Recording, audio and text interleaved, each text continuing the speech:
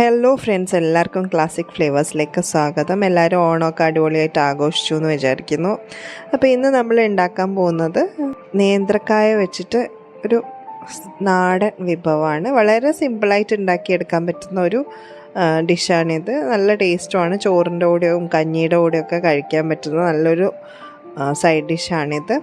അപ്പോൾ ഇത് എങ്ങനെയാണ് ഉണ്ടാക്കുന്നതെന്നൊക്കെ നമുക്ക് നോക്കാം. അതിനു മുന്നേ ആയിട്ട് ചാനൽ ഇതുവരെയും കാണാത്തവരുണ്ടെങ്കിൽ ഒന്ന് സബ്സ്ക്രൈബ് ചെയ്ത് സപ്പോർട്ട് ചെയ്യാൻ മറക്കരുത്. അതേപോലെ വീഡിയോസ് ഇഷ്ടപ്പെട്ട് കഴിഞ്ഞാൽ ലൈക്ക് ചെയ്യാനും മറക്കരുത്. അപ്പോൾ ഞാൻ ആദ്യം തന്നെ നേന്ത്രക്കായ തൊലിയൊന്നും കളയാതെ ഒന്ന് കഴുകിയെടുത്തതിന് ശേഷം ഈ ഒരു രീതിയിൽ കട്ട് ചെയ്തെടുക്കുന്നുണ്ട്.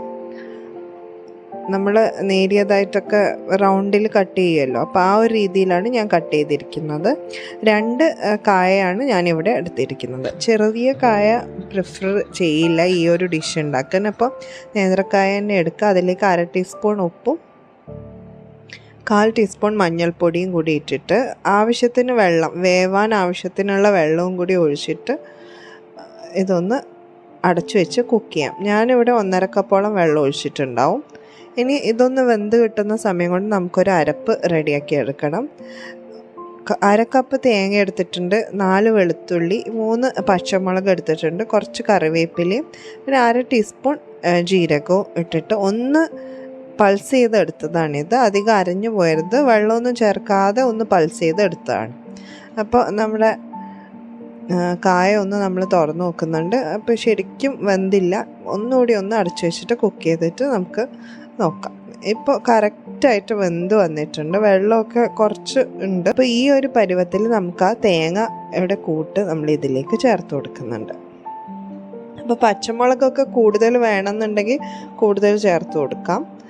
അപ്പോൾ ഇത് എല്ലാം കൂടി ഒന്ന് മിക്സ് ചെയ്ത് കൊടുക്കണം. നല്ല രീതിയിൽ ആ അരപ്പൊക്കെ ഒന്ന് തിളച്ച് കിട്ടണം. അതേപോലെ തന്നെ ആ വെള്ളമൊക്കെ ഒന്ന് കുറുകി വന്നോളും.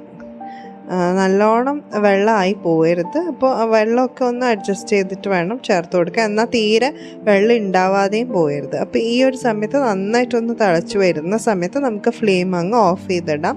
ഇനി ഫൈനലി നമ്മൾ ഫ്ലെയിം ഓഫ് ചെയ്തതിന് ശേഷം നമുക്കിതിലേക്ക് കുറച്ച് പച്ച വെളിച്ചെണ്ണ ഒഴിച്ചു കൊടുക്കാം. വെളിച്ചെണ്ണ ഒഴിച്ചു കൊടുത്തതിന് ശേഷം നമുക്കിത് അടച്ചു വെച്ചിട്ട് കുറച്ച് നേരം ഒന്ന് വെയിറ്റ് ചെയ്യാം.